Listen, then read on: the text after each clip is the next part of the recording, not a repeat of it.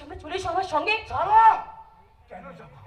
আমি একজন ট্যাক্সি ড্রাইভারের মধ্যে লুকোবার কিছু নেই। যা বলার সবার সামনে বলো। সকলের সামনে মাতলামি করা তোমার মোটেই মানায় না। পার মানায়? কারণ তোমাদের সমাজে মাতাল না হলে এই মিথ্যের মুখোশটাকে খুলে ফেলা যায় না। সকলের সামনে সিন ক্রিয়েট করে কেন আমাকে শুধু শুধু লজ্জা দিচ্ছ? লজ্জা? Yes yes yes, you are right Phulkumari. লজ্জা? হ্যাঁ, শুনুন শুনুন, আপনারা সবাই শুনুন।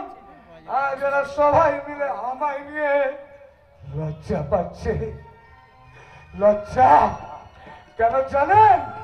কারণ এই ট্যাক্সি ড্রাইভার একজনের বাড়িতে জামাই হতে চলেছে। এই অশিক্ষিত গাইয়া মূর্খ মানুষটার আত্মীয় হওয়ার লজ্জায় এদের সবার মাথাটা আজ নিচু হয়ে গেছে। এসব তুমি কি বলছো? মিথ্যে বলছি? আমি মিথ্যে বলছি?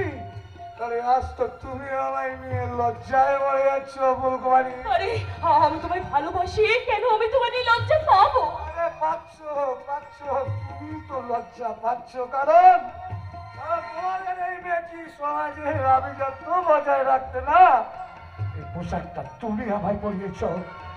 আমার জোকার সাজিয়েছ, জোকার। আমি তোমায় জোকার সাজিয়েছি?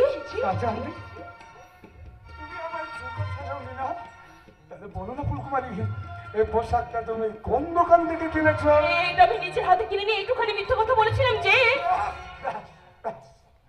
অনেক হচ্ছে, অনেক। কেন কি জন্য আমি কিছু জানতে চাই না। আমি জানি এটা বিক্রমের পোশাক।